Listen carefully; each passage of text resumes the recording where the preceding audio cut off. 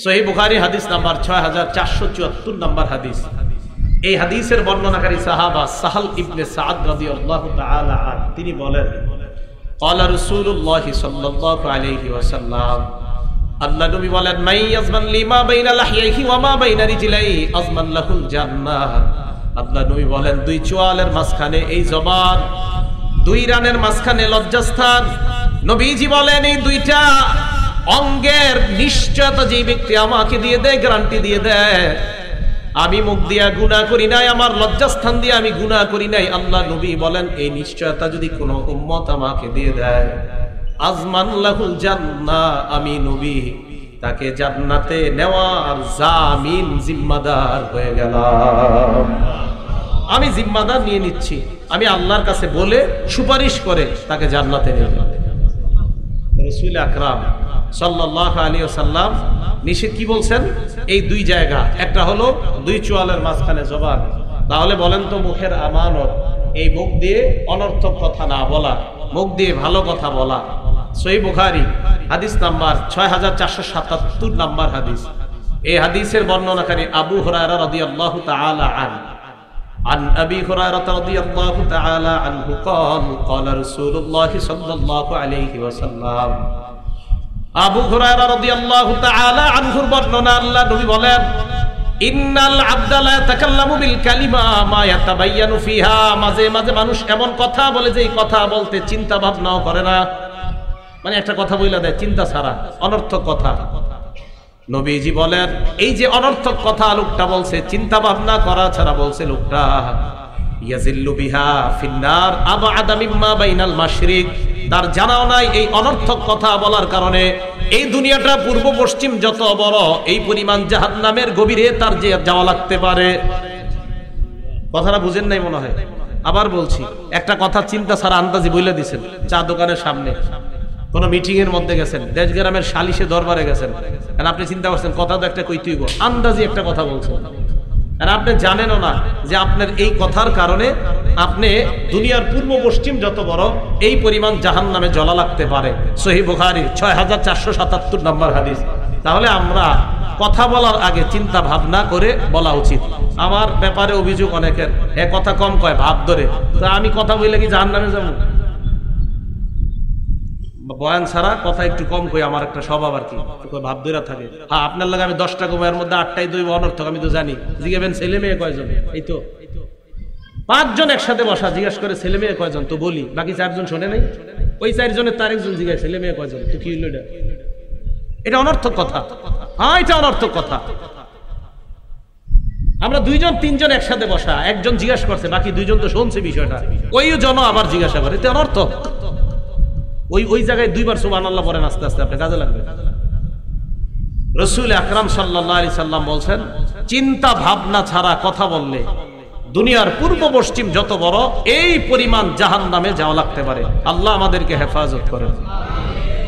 সহিহ বুখারী হাদিস নাম্বার 6478 নম্বর হাদিস। এই হাদিসের বর্ণনাকারী আবু হুরায়রা রাদিয়াল্লাহু তাআলা, দেখেন এই হাদিসে কি বলে, ক্বালা রাসূলুল্লাহ সাল্লাল্লাহু আলাইহি ওয়াসাল্লাম, ইন্নাল আবদা লা ইয়াতাকাল্লামু, মাঝে মাঝে মানুষ কথা বলে, মিন রিদওয়ানিল্লাহ, যে কথার কারণে আল্লাহ খুশি হয়ে যায়, লা ইউলকিলাহা বালা, মানুষের চেতনাও নাই, এমন সুন্দর কথা বলছে তার জানাও নাই যে কথার কারণে আল্লাহ সন্তুষ্ট হয়ে যায়। অনেক সময় মানুষ এমন কথা বলে তার চেতনাও নাই, সে যে বলছে কথাটা, কিন্তু এতে আল্লাহ খুশি হয়ে গেছে। এই জন্য আল্লাহর কাছে দোয়া করবেন, আল্লাহ আমার মুখ দিয়ে আপনি যা বের করবেন যেন আপনার খুশির কথা হয়, আপনি অখুশি হন, অসন্তুষ্ট হন, এমন কথা যেন আমার মুখ থেকে বের না হয়। এই দোয়া আল্লাহর কাছে বেশি করা। তো বলেন, রাসূল আকরাম সাল্লাল্লাহু আলাইহি সাল্লাম বলেন, মাঝে মাঝে মানুষ কথা বলে যেই কথায় তার চেতনাও নাই সে কি বলছে, কিন্তু আল্লাহ খুশি হয়ে গেছে তার কথার কারণে। এবার কি কয় দেখেন, ইয়ারফাউল্লাহু বিহি দারাজাত, ইয়ারফাউল্লাহু বিহা দারাজাত। অচেতন অবস্থা, তার জানাও নাই, তার চেতনাও নাই, এই কথাটা বলছে, তবে কথাটা এত দামি, যে দামি কথার কারণে আল্লাহ খুশি হয়ে যায়, ওই ব্যক্তির মর্যাদা আল্লাহ পাক রব্বুল আলামিন বহু গুণে বৃদ্ধি করে দেয়। হাদিসের শেষে কি বলে দেখেন, ওয়া ইন্নাল আবদা লা ইয়াতাকাল্লামু বিল কালিমা মিন সাখাতিল্লাহ, মাঝে মাঝে মানুষ এমন কথা বলে যে কথায় আল্লাহ অসন্তুষ্ট হয়ে যায়, লা ইউলকিলাহা বালা, যে অসন্তুষ্ট কথাগুলা যখন বলে তার চেতনাও নাই, সে যে উল্টা পাল্টা কথা বইলা ফেলছে। আল্লাহ নবী বলেন ইয়াহউই বিহা ফিন্নার, এই কথার কারণে তার ঠিকানা জাহান্নাম, এটা তার জানা নাই। বলেন নাউযুবিল্লাহ। তিরমিজি শরীফের 1973 নম্বর হাদিস, ক্বালা রাসূলুল্লাহ সাল্লাল্লাহু আলাইহি ওয়াসাল্লাম, আল্লাহ নবী বলেন ইন্নাল আবদা লা তাকাল্লামু বিল কালিমা লা ইয়ারা বিহা বাসা, মাঝে মাঝে মানুষ এমন কথা বলে যে কথাটা বলার পর মনে করে থুর, এটা কোনো ব্যাপার না। আপনাকে একটা কথা বলবে, বলার পর বলবে এমনি বললাম, কথার কথা বলছি, বলে এরকম বলে না, কথার কথা বললাম।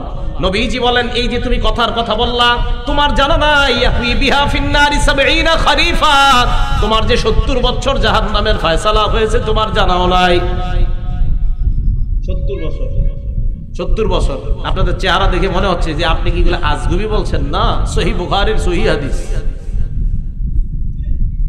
এজন্য কথা বলার আগে ভেবে চিন্তে কথা বলা। আল্লাহ পাক রব্বুল আলামিন আমাদের সকলকে মুখের আমানত, আমরা যেন এই আমানত রক্ষা করতে পারি, আল্লাহ তৌফিক দান করেন। তাহলে মুখের আমানত, সত্য কথা বলা, অনর্থক কথা না বলা, মিথ্যা কথা না বলা। ভাই কথাগুলো মনে থাকবে সবার, তাহলে আমরা অনর্থক কথা বলবো না। তিরমিজি শরীফের 2504 নম্বর হাদিসের বর্ণনা, এই হাদিসের মধ্যে আসছে সুইলা রাসূলুল্লাহ সাল্লাল্লাহু আলাইহি ওয়াসাল্লাম আইয়ুল মুসলিমিনা আফজালু ইয়া রাসূলুল্লাহ, আল্লাহ নবীকে প্রশ্ন করা হয়েছে ইয়া রাসূলুল্লাহ কোন মুসলমান সবচেয়ে শ্রেষ্ঠ? নবীজি জবাব দিলেন মান সালিমাল মুসলিমুনা মিন লিসানিহি ওয়া ইয়াদিহি, যেই মুসলমানের কথার কষ্ট দেওয়া এবং হাতের কষ্ট দেওয়া, জবানের কষ্ট দেওয়া এবং হাতের কষ্ট দেওয়া থেকে অন্য মুসলমান নিরাপদ হয়ে যায়। আল্লাহ নবী বলেন এই মুসলমানটা পৃথিবীর শ্রেষ্ঠ মুসলমান হয়ে যায়। পৃথিবীর শ্রেষ্ঠ মুসলমানকে নবীজি বললেন যার এই জবানের কষ্ট দেওয়া থেকে আর হাতের কষ্ট দেওয়া থেকে অন্য মুসলমান নিরাপদ থাকে, এই মুসলমানটা আফজল, পৃথিবীর শ্রেষ্ঠ মুসলমান হয়ে যায়। আল্লাহ আমাদের সকলকে পৃথিবীর শ্রেষ্ঠ মুসলমান যেন আমরা হতে পারি, আল্লাহ তৌফিক দান করেন। প্রিয় ভাইয়ারা, ব্রাহ্মণবাড়িয়ার কষ্ট নিয়েন না, আমাদের সময়গুলো অনর্থক নষ্ট করেন না, একটা মুহূর্ত অনর্থক সময় নষ্ট করেন না। হয়তো জিকিরে কাটান, না হয় কোনো ভালো আমলে কাটান, সময়গুলো নষ্ট করেন না। আপনার সময়গুলো শয়তান বারবার নষ্ট করতে চায়, এইভাবে সেভাবে শয়তান আপনাকে জাহান্নামে নিতে চায়। আল্লাহ আমাদেরকে হেফাজত করেন। এবার আপনাদেরকে আমি বলি, তাহলে কথা বেশি বলবেন না কেন? এটাও নিষেধ আসছে, নবীজি বলছেন অনর্থক কথা কম বলবা। তিরমিজি শরীফের 2501 নম্বর হাদিস, ক্বালা রাসূলুল্লাহ সাল্লাল্লাহু আলাইহি ওয়াসাল্লাম, আল্লাহ নবী বলেন মান সামাতা নাজা। আব্দুল্লাহ ইবনে আমর রাদিয়াল্লাহু তাআলা আনহুর বর্ণনা, নবী যেই ব্যক্তি চুপ থাকে সেই ব্যক্তি নাজাত পেয়ে যায়। যে চুপ থাকে সে নাজাত পেয়ে যায়। কথা কম বলবেন, গুনাহ কম হবে, সত্যি বলছি। আল্লাহ আমাদের সকলকে এই জবানের আমানত যেন রক্ষা করতে পারি, আল্লাহ তৌফিক দান করেন। তাহলে জবান দিয়ে আমরা কোনো খেয়ানত করব না। এই খেয়ানতের মধ্যে একটা খেয়ানত গীবত করা। বলেন কি করা? আমরা কারো গীবত করব না। এখন প্রশ্ন হলো গীবত কাকে বলে? মুসলিম শরীফের 2589 নম্বর হাদিসের বর্ণনা। এই হাদিসের বর্ণনাকারী আবু হুরায়রা রাদিয়াল্লাহু তাআলা عن أبي هريرة رضي الله تعالى عنه قال قال رسول الله صلى الله عليه وسلم أتدرون ما الغيبة। আবু হুরায়রার বর্ণনা, আল্লাহ নবী বলেন তোমরা কি জানো গীবত কাকে বলে? সাহাবারা জবাব দিলেন আল্লাহু ওয়া রাসূলুহু আ'লাম, আল্লাহ এবং তার নবী ভালো জানেন গীবত কাকে বলে। এবার নবী বললেন যিকরুকা আখাকা বিমা ইয়াকরা, তুমি তোমার ভাইয়ের এমন কিছু বলা যা তোমার ভাই অপছন্দ করে। তোমার ভাইয়ের আমি ওনার এমন কিছু বলা যেটা উনি অপছন্দ করে, নবীজি বলেন এটাকে গীবত বলা হয়। সাহাবা পাল্টা প্রশ্ন করলেন ইয়া রাসূলুল্লাহ ইন কানা ফি আখি মা আকুল, হুজুর আমি যার ব্যাপারে বললাম সত্যি সত্যি যদি তার মধ্যে এই অপরাধ থাকে তাহলে? নবীজি বললেন ইন কানা ফি আখি কামা তাকুল, তুমি যার ব্যাপারে বলো তার মধ্যে যদি এই দোষ থাকে ফাকাত ইবতাবতা, তাহলেই তুমি গীবত করলা। আমি আবার বলছি, আমি ওনার নামে কিছু বলা যা উনি অপছন্দ করে, নবীজি বলেন এটা গীবত। এখন নবীজিকে পাল্টা সাহাবা প্রশ্ন করলেন হুজুর ওনার মাঝে যদি থাইকা থাকে এই অপরাধ যা আমি বলি, নবীজি কয় তার মাঝে থাকলেই তো গীবত। তার মাঝে যে অপরাধটা আছে এই অপরাধটা বলা, এই যে তুমি বললা সে অপছন্দ করবে, এটাই গীবত। ওয়া ইল্লাম ইয়াকুন ফি আখিকা মা তাকুল, তোমার ভাইয়ের মধ্যে যদি ওইটা না থাকে ফাকাত বাহাত্তা, তাহলে তুমি অপবাদ দিলা। তাহলে বলেন আমি কোন ব্যক্তির ব্যাপারে বলা ওই ব্যক্তির মাঝে ওই অপরাধ থাকা, এটার নাম হলো কি? গীবত। আর অপরাধটা যদি না থাকে তাহলে এটার নাম হয়ে যায় কি? অপবাদ। তাহলে রাসূল আকরাম সাল্লাল্লাহু আলাইহি সাল্লাম গীবতের সংজ্ঞা দিলেন, যিকরুকা আখাকা বিমা ইয়াকরাহ, তুমি তোমার ভাইয়ের ব্যাপারে এমন কিছু বলা যা তোমার ভাই অপছন্দ করে। আল্লাহ আমাদেরকে গীবত থেকে বেঁচে থাকার তৌফিক দান করেন। হ্যাঁ, এবার প্রশ্ন, আপনারা এই কথা শুনে আবার এই এলাকার আলেমদেরকে জ্বালাইতে পারেন, হুজুর আপনারা আমাদের ব্যাপারে বিভিন্ন মাহফিলে এটা বলেন কেন, সেটা বলেন কেন। হ্যাঁ, কোন গীবত? একটা হলো আপনি সবার সামনে অপরাধ করে বেড়ান, আপনার অপরাধ ধরায় দেওয়া, এটা গীবত না। আপনি পুরা দেশে অপরাধ করে বেড়াচ্ছেন, আপনার এই অপরাধ ধরিয়ে দেওয়া, এটা কি না?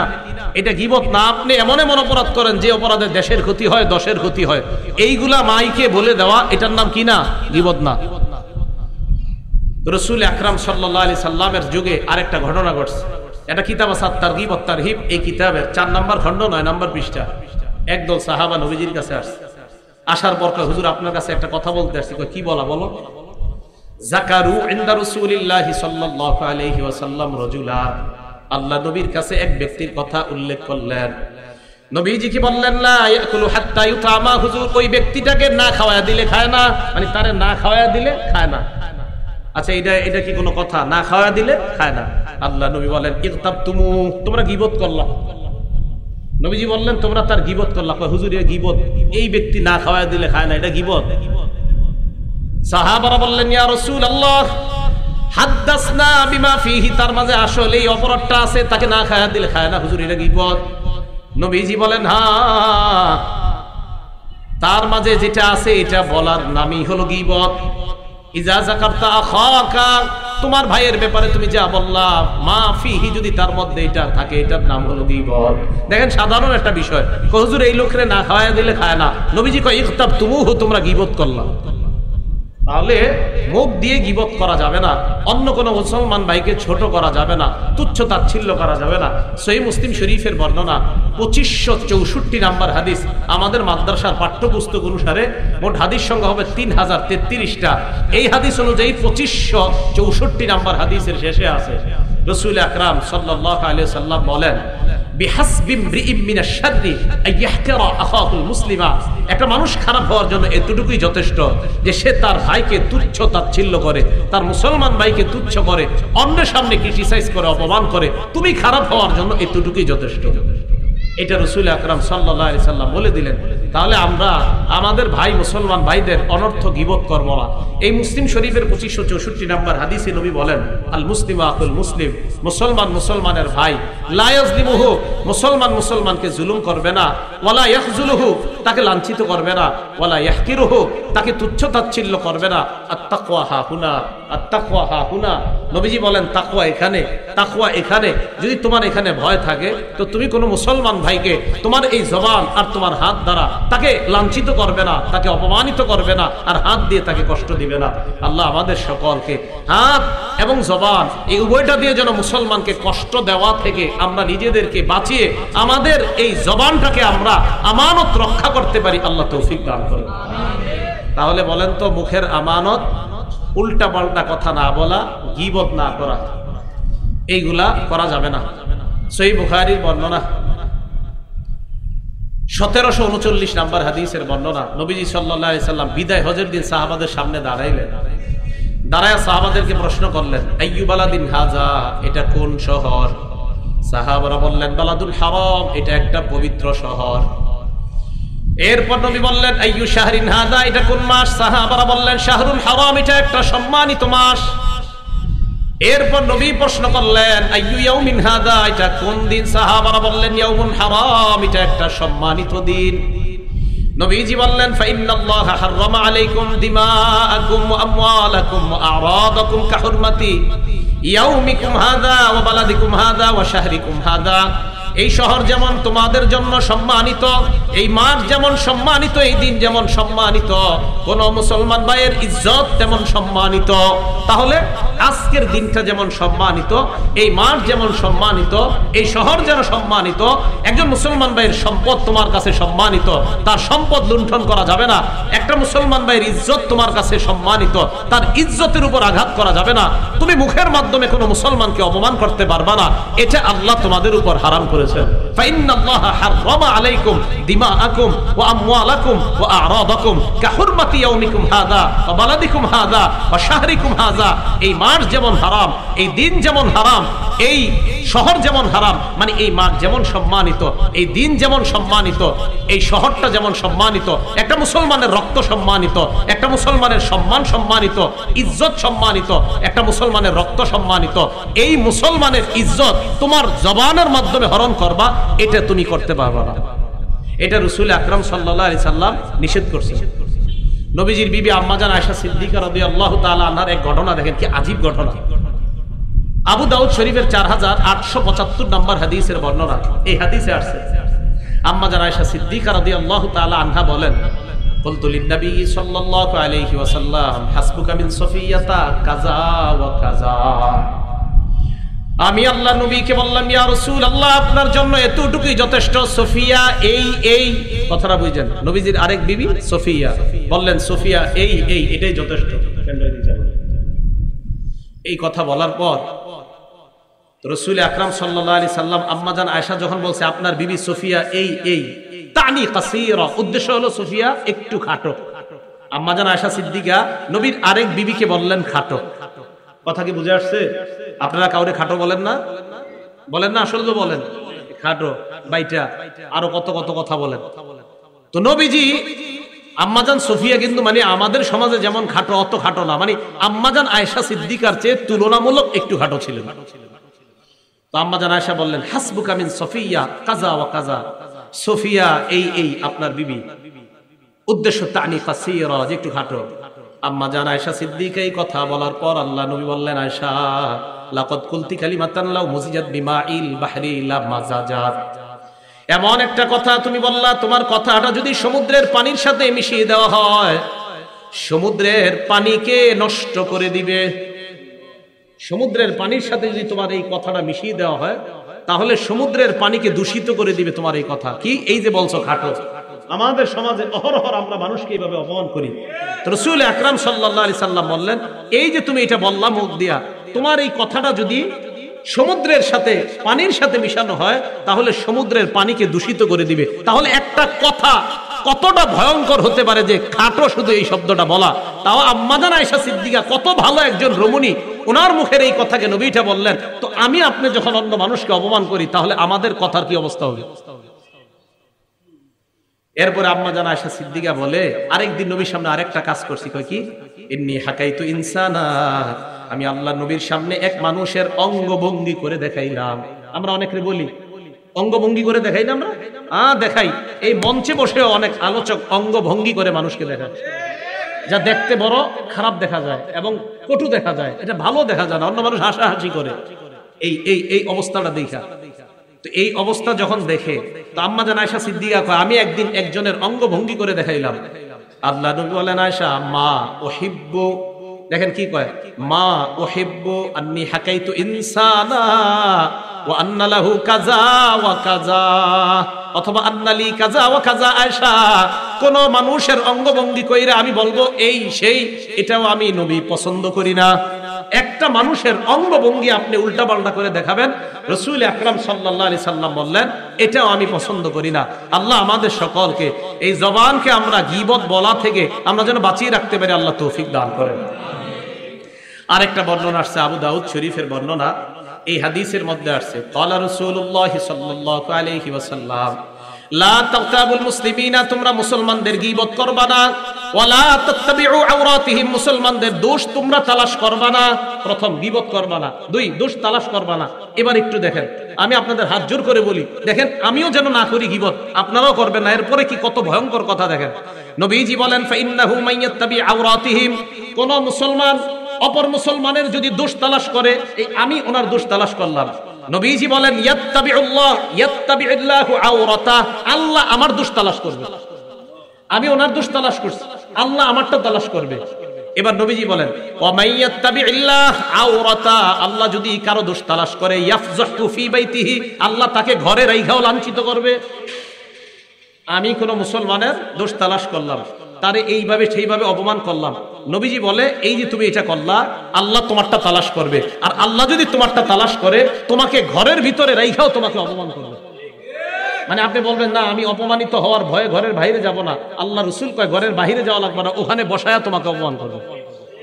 তাহলে আমরা কারো দোষ চর্চা, এই দোষ চর্চার মাধ্যম না বানাই, এমন কোন কথা না বলা যেই কথায় অন্য মুসলমান কষ্ট পায়, এরকম না করা। তাহলে মুসলমানদের দোষ চর্চা এটাও যেন আমাদের না হয়। হাদিসের মধ্যে আসছে ইন্না মিন আরবার রিবা, সুদের কথা শুনছেননি আপনারা? আরে বলেন শুনছেননি? সবচেয়ে বড় সুদ কি দেখেন নবীজি কি বলে, ইন্না মিন আরবার রিবা আল ইস্তিতালাতু ফি আরজিল মুসলিমি, কোন মুসলমানের সম্মানহানি করা সবচেয়ে বড় সুদ। এটা আবার কেমন কথা? কোন মুসলমানের সম্মানহানি করা সবচেয়ে বড় সুদ। সুদ বড় অপরাধ না? রাসূল বলেন কোন মুসলমানের সম্মানহানি করা, কথার আঘাত দিয়ে অথবা কোনোভাবে তার সম্মানহানি করা, এটা সবচাইতে বড় সুদের অন্তর্ভুক্ত। বুঝাইতে চাইলাম আল্লাহ আমাদের সকলকে, অন্য কোনো মুসলমান ভাইকে আমরা কথা দিয়ে যেন কষ্ট না দেই, কথা দিয়ে যেন আঘাত না করি, আল্লাহ আমাদেরকে বুঝার তৌফিক দান করেন। সহিহ বুখারীর 6094 নাম্বার হাদিসের বর্ণনা। আচ্ছা আগের কথায় আসি, আমাদের মুখের আমানত জানি কি?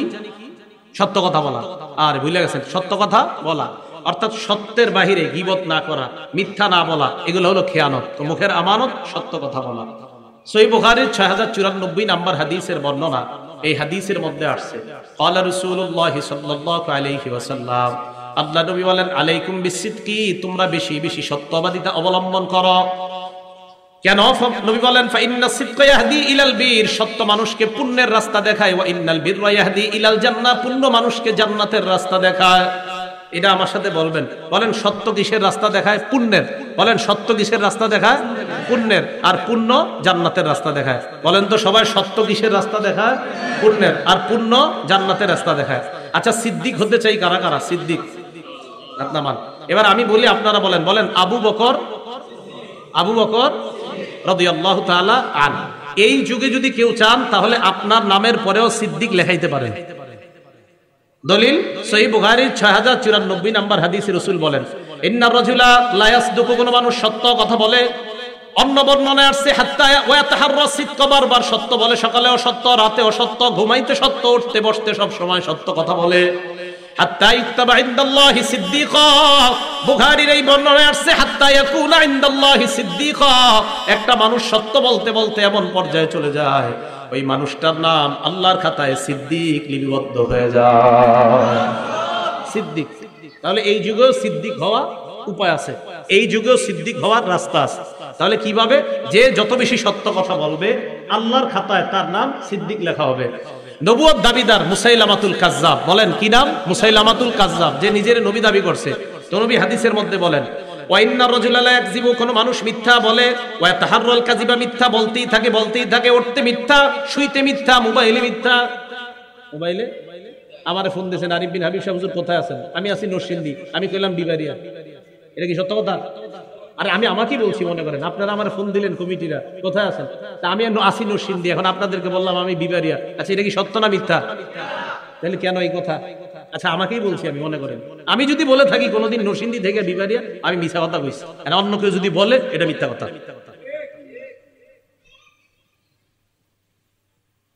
এটা কি কথা হুজুর? মিথ্যা কথা। আছে নরসিংদী কয় বিবারিয়া, তো এটা তো মিথ্যা কথা হইল। রাসূল আকরাম সাল্লাল্লাহু আলাইহি সাল্লাম বলেন, আল্লাহ হেফাজত করেন, তো নবীজি বলেন মানুষ মিথ্যা বলতে বলতে এমন অবস্থায় পৌঁছে যায় হাত্তা ইউক্তাবা ইনদাল্লাহি কাযযাবা, এক পর্যায়ে তার নামটা আল্লাহর খাতায় কাযযাব। কাযযাব ওই মুসাইলামা নবুয়ত দাবিদার যেমন কাযযাব, আল্লাহর খাতায় তার নাম কাযযাব লিপিবদ্ধ হয়ে যায়। বলেন নাউযুবিল্লাহ। এজন্য আলোচক যারা আসবে আপনাদের মাহফিলে কখনো, ওনাদেরকে আপনারা ফোন করে বলবেন হুজুর একদম যেখানে আছেন ওই জায়গাটাই বলেন, সমস্যা নেই। কারণ আপনারা যদি তাড়া দেন না যে না আপনার কিন্তু 7টার মধ্যে আসতে হবে, তো উনি থাকবে টঙ্গী, আপনারা বলবে আমি নরসিংদী। এই জন্য এগুলা বললেন না, এগুলা বললেন না। এগুলা যারা বলে মিথ্যা কথা, আমি বললে মিথ্যা কথা, যেই বলবে মিথ্যা কথা। তাহলে যেই ব্যক্তি এইভাবে মিথ্যা কথা বলবে বারবার, তার নামটা আল্লাহর খাতায় কাযযাব লিপিবদ্ধ হয়ে যাবে। আল্লাহ আমাদেরকে মিথ্যা বলা থেকে হেফাজত করেন। আমিন। আবু দাউদ শরীফের 4991 নাম্বার হাদিস, যেটা আমাদের সমাজে অনেকে আমরা করে থাকি, যেটা অন্যায়। আব্বু এদিকে আসো, তোমাকে মজা দিব। ছেলেকে ডাকছেন, ডাকার পরে মজা দিবেন বলছেন, ছেলে আইসা হাত চেক করতেছে, চেক করে দেখে হাতে কিছু নাই, আপনি মিথ্যা কথা বলছেন। দলিল আবু দাউদ শরীফের 4991 নাম্বার হাদিস। হাদিস শুনেন, আব্দুল্লাহ ইবনে আমির রাদিয়াল্লাহু তাআলা আনহু বর্ণনা, তিনি বলেন, দাআতনি উম্মি ওয়া রাসূলুল্লাহ সাল্লাল্লাহু আলাইহি ওয়াসাল্লাম ফি বাইতিনা, আমার আম্মা আমাকে ডাক দিয়েছেন। আল্লাহর নবী আমাদের বাসায় ছিলেন, আম্মা আমাকে ডাক দিয়েছেন। ডাক দেওয়ার পর আম্মা আমাকে বললেন, হ্যাঁ তাল উতিকা শাইআন, আব্বু এদিকে আসো, তোমাকে আমি কিছু দিমু, এদিকে আসো আব্বু কিছু দিমু। আল্লাহর নবী আমার আম্মাকে বললেন, মা আরাদতি আন তুতিয়াহি, মা আরাদতি আন তুতিহি, এই তুমি তারে কি দিতে চাও? তো কয়, হুজুর উতিহি তামারা, আমি আমার ছেলের খেজুর দিমু। নবীজি কয়, সত্যি খেজুর দিবা? বুঝলেন, তুমি আসলে খেজুর দিবা? জি হুজুর, খেজুর দিব। আল্লাহ নবী বললেন, শোনো, আমা আন্নাকি লাও, দেখেন, আমা আন্নাকি, যদি তুমি মা আতাইতি শাইআ, তোমার ছেলেকে ডাক দেওয়ার পর যদি তুমি কিছু না দিতা, কুতিবাত ইনদাল্লাহি কাযিবা, তোমার নামে আল্লাহর কাছে একটা মিথ্যা কথা লেখা হয়ে যাইতো। আব্বু এদিকে আসো, মজা দিব।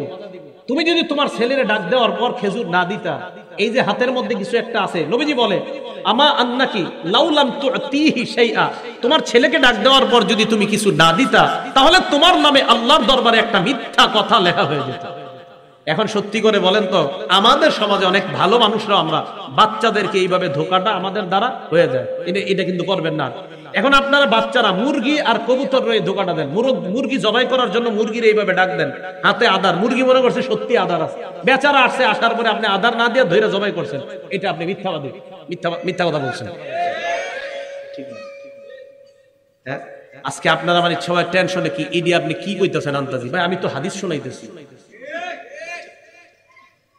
এবার আরেকটা দেখেন, মনে করেন হুজুরে আসছে রুমে, এই হুজুর এবার এটাও হাদিস শোনাবো। আসার পর হুজুরে বসছে পাশে, আমি হুজুরের সামনে গিয়ে বসছি। আমরা দুজন মেহমান আপনার ঘরে আসছি, আমিও, হুজুরেও, আমার দোস্ত রফিক ও, আমরা তিনজন মনে করেন মেহমান আসছি আপনাদের বাসায়। আসার পর আপনারা খানা দিচ্ছেন, হুজুরে আমাদের মাঝে বড় হুজুর, তো হুজুরের সামনে খানা দেওয়ার পর আমরা দুইজন একটু লজ্জা পাইতেছি, হুজুরের সামনে কেমনে খাই। এখন আমরা দুইজন বলতেছি, হুজুর আমগো খিদা নাই, আপনি খান। মিথ্যা কথা। যদি খিদা থাইকেও বলি খিদা নাই, তাহলে এই যে হুজুরে বললাম, হুজুর আপনি খান, আমগো খিদা নাই, আসলে খিদা আছে, এটা মিথ্যা কথা। দলিল ইবনে মাজাহ 3298 নাম্বার হাদিস। এই হাদিসের মধ্যে আসছে আসমা বিনতে ইয়াজিদ রাদিয়াল্লাহু তাআলা আনহার বর্ণনা। তিনি বলেন, আমরা নবীর সাথে এক বাসায় মেহমান হয়ে গেলাম। নবীর সাথে এক বাসায় মেহমান হয়ে গেলাম। মেহমান হয়ে যাওয়ার পর আল্লাহ রাসূলের সামনে খাবার দেওয়া হলো। খাবার দেওয়ার পর আমাদের মধ্যে কয়েকজন বললাম, লা নাশতাহি, খাবো না, খিদা নাই। আল্লাহ রাসূল কয়, আসলে খিদা নাই তুমগো, সব চুপ। নবীজি বললেন, লা তাজমা'না জুআন ওয়া কাযিবা, এক পেটের মধ্যে ক্ষুধা আর মিথ্যা একত্রিত করবা না। এই যে তুমি খিদা রাইখা বলো খাবো না, খিদা নাই, তাহলে পেটের মধ্যে ক্ষুধারও কষ্ট পাইলা আর জাহান্নামে মিথ্যার কষ্ট পাইবা। এক পেটের মধ্যে ক্ষুধা আর মিথ্যা একত্রিত করবা না। তাহলে দেখেন, কোন আল্লাহওয়ালার সাথে দুইজন মেহমান, আরো চারজন মেহমান আসছে। আসার পর সব মেহমানদের আপনারা খাবার দিলেন।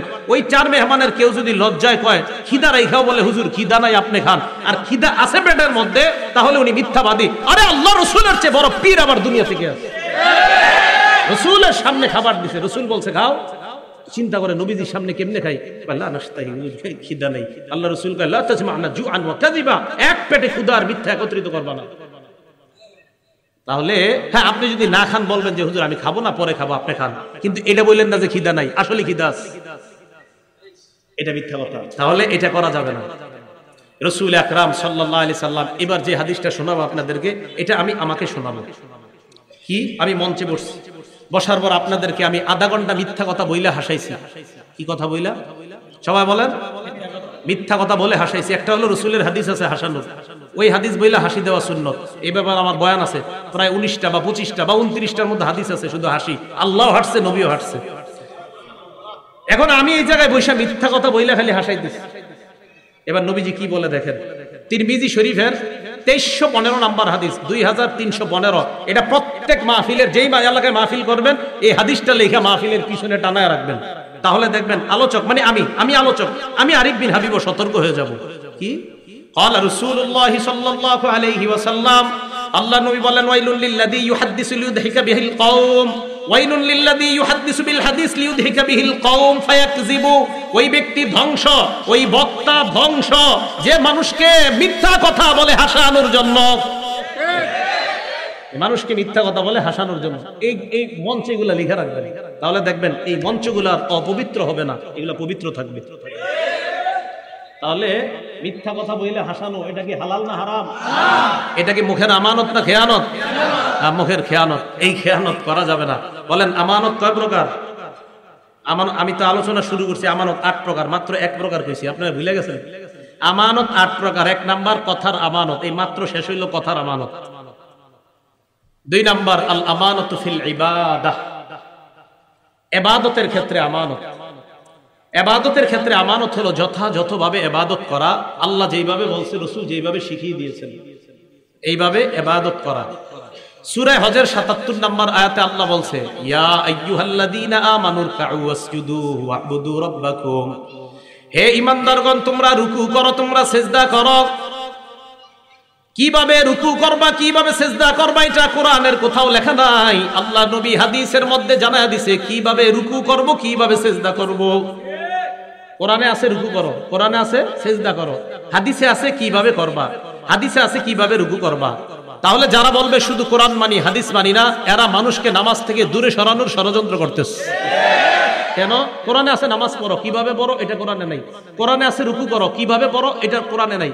কোরআনে আছে সিজদা করো, কিভাবে সিজদা করো এটা কোরআনে নাই, এটা আছে হাদিসে।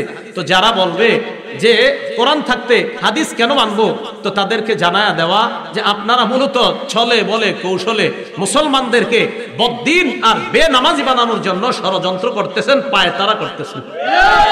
কারণ আল্লাহ কোরআনে বলছে নামাজ পড়ো, রুকু করো, সিজদা করো, কিভাবে এটা কোরআনে নাই, এটা হাদিসে আছে।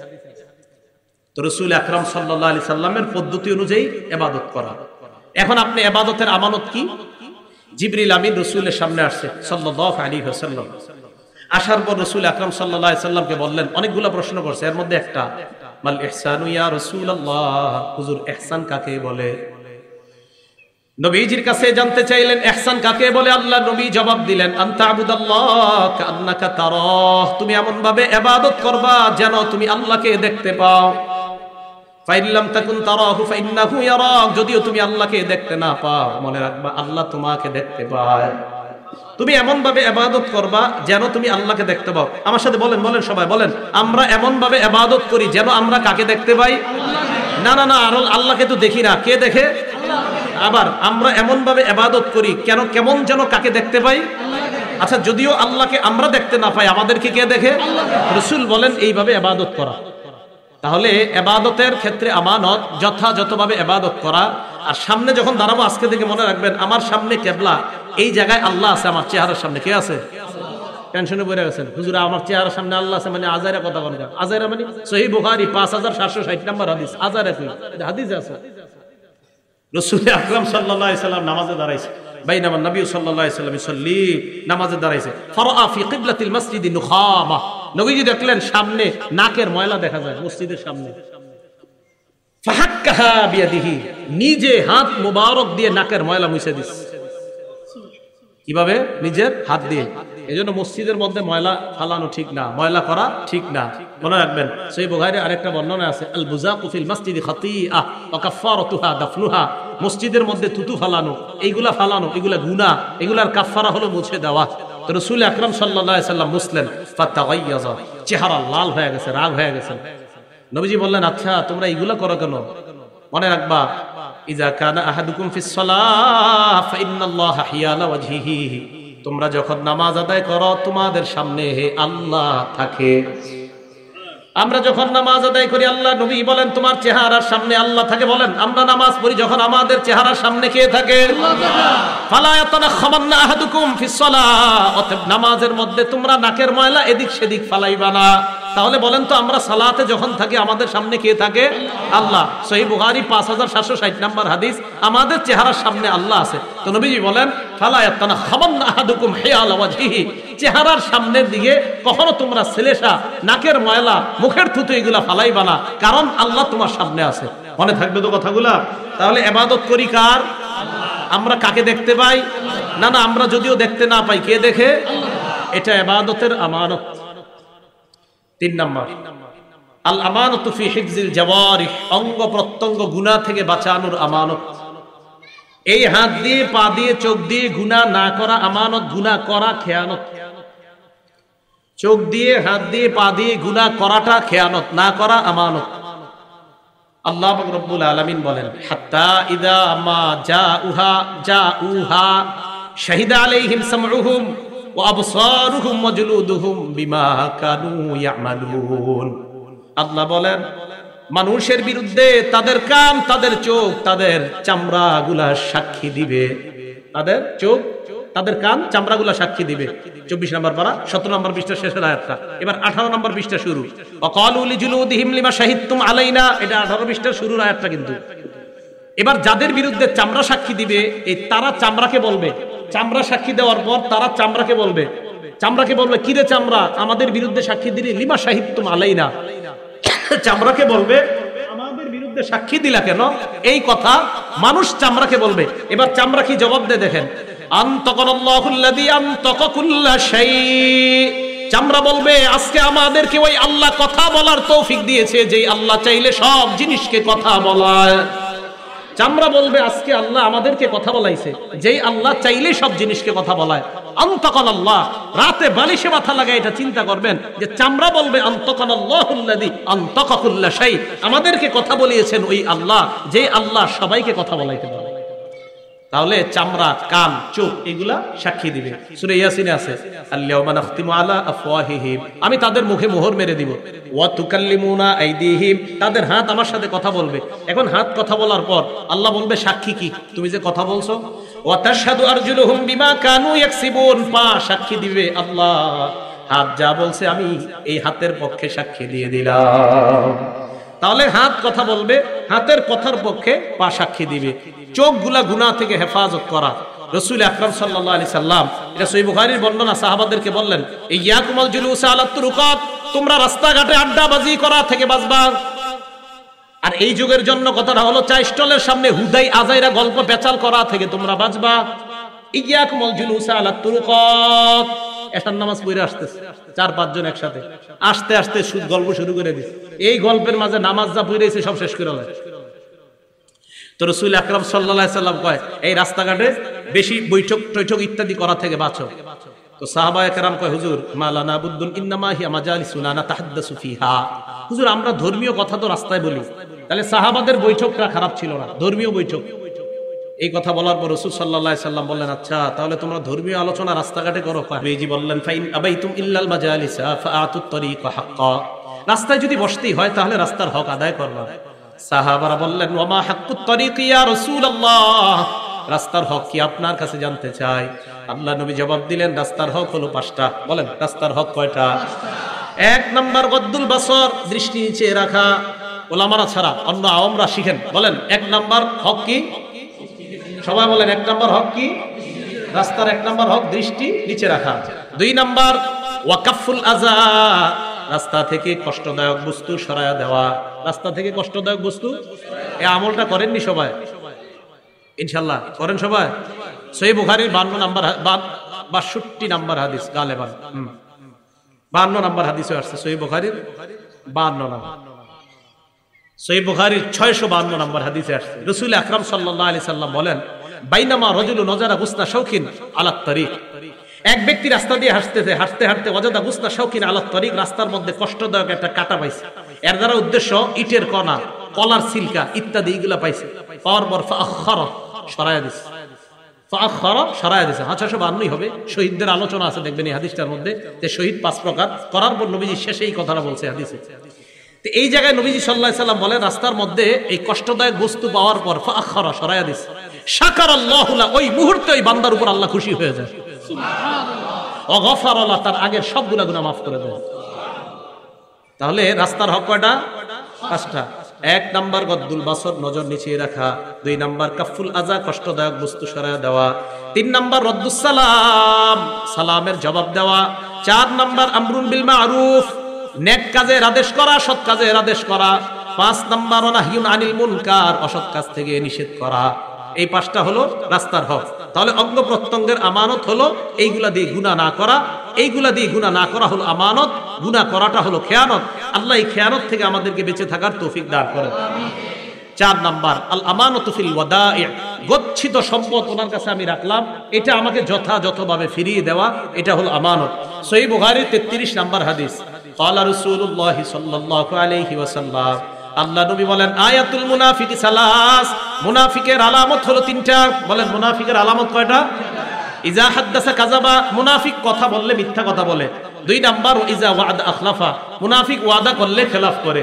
3 নাম্বার ওয়াইজা তুমিনা খানা, মুনাফিকের কাছে আমানত রাখলে আমানতের খেয়ানত করে। বলেন মুনাফিকের আলামত কয়টা? 1 নাম্বার ওয়াদা, 1 নাম্বার কথা বললে মিথ্যা কথা বলে। 2 নাম্বার ওয়াদা করলে খেলাফ করে। 3 নাম্বার আমানত রাখলে আমানতের খেয়ানত করে। তাহলে এইগুলা, এই আমানতের খেয়ানত, গচ্ছিত মাল রাখার পর কেউ এটা যথাযথভাবে না দেওয়া, এটা আমানতের খেয়ানত। আবু দাউদ শরীফের 3535 নাম্বার হাদিসের বর্ণনা, রাসূল আকরাম সাল্লাল্লাহু আলাইহি সাল্লাম বলেন আদ্দিল আমানাতা ইলা মানি তামানাকা, তোমার কাছে যে আমানত রেখেছে তুমি এই আমানতকে যথাযথভাবে আদায় করে দাও। তোমার কাছে যে আমানত রেখেছে এই আমানত তুমি যথাযথভাবে আদায় করে দাও। এই হলো আমানত। আদ্দিল আমানাতা ইলা মানি তামানাকা, তোমার কাছে যে আমানত রাখে এই আমানত তুমি যথাযথভাবে আদায় করে দাও। এটা হলো আমানতের 4র্থ প্রকার। আমানত 5 নাম্বার প্রকার, আল আমানাতু ফিল আমাল, আমলের ক্ষেত্রে আমানত। আমলের ক্ষেত্রে, কর্মের ক্ষেত্রে আমানত মানে আপনি শ্রম দেন কোথাও, এই শ্রম দেওয়ার ক্ষেত্রে আপনি আমানতদারিতা রক্ষা করতে হবে। আপনি কোথাও শ্রম দেন, 5 ঘন্টা আপনি কাজ করেন কোথাও, মালিকের কাছে আপনি 5 ঘন্টার চুক্তিতে আবদ্ধ হয়েছেন, এর মধ্যে 45 মিনিট জোহরের নামাজের সময় আপনাকে ছুটি দেয়, নামাজ এবং খাবার সহ 45 মিনিট ছুটি।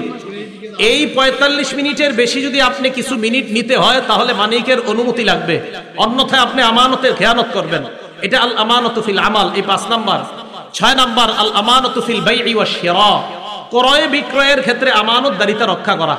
ক্রেতা বিক্রেতার সাথে, বিক্রেতা ক্রেতা কেউ কারোর সাথে মিথ্যা কথা বলবে না, মাল দেওয়ার সময় ধোঁকাবাজি করবে না, মাপে কম দিবে না, এটা হলো ক্রয় বিক্রয়ের ক্ষেত্রে আমানত। 7 নাম্বার আল মাসউলিয়াতু আমানত, দায়িত্ব আমানত। প্রত্যেকে যে যেই স্থানে আসি এই স্থানের দায়িত্ব পালন করা, এটা হলো আমানত। সহিহ বুখারীর 893 নাম্বার হাদিসের বর্ণনা, রাসূল আকরাম সাল্লাল্লাহু আলাইহি ওয়াসাল্লাম বলেন কুল্লুকুম রাঈন, তোমরা প্রত্যেকেই দায়িত্বশীল, ওয়া কুল্লুকুম মাসউলুন আন রাইয়াতিহি, তোমাদের প্রত্যেককে তার দায়িত্বের ব্যাপারে জিজ্ঞাসা করা হবে। আল ইমামু রাঈন, শাসক যিনি তিনি দায়িত্বশীল, ওয়া মাসউলুন আন রাইয়াতিহি, শাসককে তার অধীনস্থ প্রজাদের ব্যাপারে জিজ্ঞাসা করা হবে। আর রাজুলু ফি আহলি বাইতিহি রাঈন, কোন বাবা, কোন ব্যক্তি তার পরিবারের ক্ষেত্রে দায়িত্বশীল, মানে বাবা, স্ত্রী, সন্তান আদি তাদের ক্ষেত্রে দায়িত্বশীল, তাকে জিজ্ঞাসা করা হবে তার অধীনস্থ যারা আছে তাদের ব্যাপারে। 3 বছর, 2.5 বছর আর 4 বছরে হাতে মোবাইলে গেমস তুলে দিয়েছেন কিনা এটা আল্লাহর কাছে জবাবদিহিতা করতে হবে। অভিভাবক হিসেবে যারা আছেন এই কথা মনে রাখবেন, ওয়াল মারআতু রাঈয়াতুন ফি বাইতি যাওজিহা, স্বামীর ঘরে স্ত্রী সে হলো দায়িত্বশীল, ওয়া মাসউলাতুন আন রাঈয়াতিহা, তাকেও জিজ্ঞাসা করা হবে তার দায়িত্বের ব্যাপারে। স্বামীর অনুপস্থিতিতে তার সন্তান, তার সম্পদ হেফাজত করেছে কিনা স্ত্রী, এই ব্যাপারে তাকেও জিজ্ঞাসা করা হবে। স্বামী বিদেশ চলে গিয়েছে, আপনি আপনার সন্তানটাকে টেলিভিশন ছেড়ে সন্তানকে টেলিভিশনের সামনে রাইখা কার্টুন দেখান আর খানা খাওয়ান, এই ব্যাপারে আপনি আল্লাহর কাছেও জবাবদিহিতা করতে হবে, এটা কিন্তু মাথায় রাখতে হবে। তাহলে স্ত্রী এটাও সে আমানত, প্রত্যেকে প্রত্যেকের দায়িত্ব রক্ষা করা এটা আমানত। 8 নাম্বার আল আমানাতু, একটা গেল আল আমানাতু ফিল বাই'i ওয়াশ শিরা, আল আমানাতু ফি হিফজিল জাওয়ারিহ, অঙ্গ প্রত্যঙ্গ এগুলা আমানত। আল আমানাতু ফিল কালাম, কথাবার্তা বলা এগুলা আমানত। আল আমানাতু ফি হিফজিল আসরার, 8 নাম্বার, কেউ কাউকে যদি কোনো বিষয় দেয় গোপন রাখার জন্য, আমানতদারিতা রক্ষা করার জন্য, এই কথাটা গোপন রাখা আমানত। এই জাতীয় একটা ঘটনা নবীজির স্ত্রীর সাথে ঘটে গেছে। সূরা তাহরিমে আল্লাহ পাক রব্বুল আলামিন বলেন ওয়াইদ আসাররান নাবিয়্যু ইলা বাদি আজওয়াজিহি হাদিসা, নবীজি তার এক বিবিরে গোপনে একটা কথা বলার পর বলছে এটা কাউরে বইলো না। উনি কি করছে, এই কথা আরেকজনকে বইলা গেছে, নবীর বিবি আরেক বিবিরে বইলা দিছে। ফালাম্মা নাব্বাআত বিহি, নবীর বিবি যখন এটা বলল আরেক বিবিকে, ওয়াজহারাহুল্লাহু আলাইহি, নবীজির কাছে আল্লাহ বিষয়টা প্রকাশ করে দিয়েছেন। তো নবীজি আয়েশা তার বিবিকে বললেন, আচ্ছা তুমি এটা কেন বললা, আমি না তোমারে বললাম এটা কাউরে বইলো না? তো ওনার বিবি কয়, মান আম্বাআকা হাযা, আপনাদের কে বলছে, আমি যে বইলা দিছি? নবীজি কয়, নাব্বাআনি আল আলিমুল খাবীর, আল্লাহ আমারে জানায় দিছে। সুবহানাল্লাহ। এই 8 প্রকার আমানত, এই 8 প্রকার আমানতদারিতা যেন আমরা রক্ষা করতে পারি। বলছিলাম রাসূল আকরাম সাল্লাল্লাহু আলাইহি সাল্লাম ওনার উপরে অর্পিত দায়িত্ব যে আমানত, এই আমানত যথাযথভাবে পৃথিবীতে প্রতিষ্ঠিত করে গিয়েছেন। কিয়ামত পর্যন্ত আমাদেরকে দায়িত্ব দিয়ে গিয়েছেন রাসূল আকরাম সাল্লাল্লাহু আলাইহি সাল্লাম। যেহেতু ওনার পরে আর কোনো নবী আসবে না, তাই আমাদের দায়িত্ব এটা আমাদের উপর যে এই আমানতদারিতা আমরা সর্বক্ষেত্রে রক্ষা করা। আল্লাহ পাক রব্বুল আলামিন যে কথাগুলো বললাম শুনলাম, কথাগুলোর উপর আমল করার তৌফিক দান করেন। আমিন। ওয়া আখিরু দাওয়ানা আলহামদুলিল্লাহি রাব্বিল আলামিন।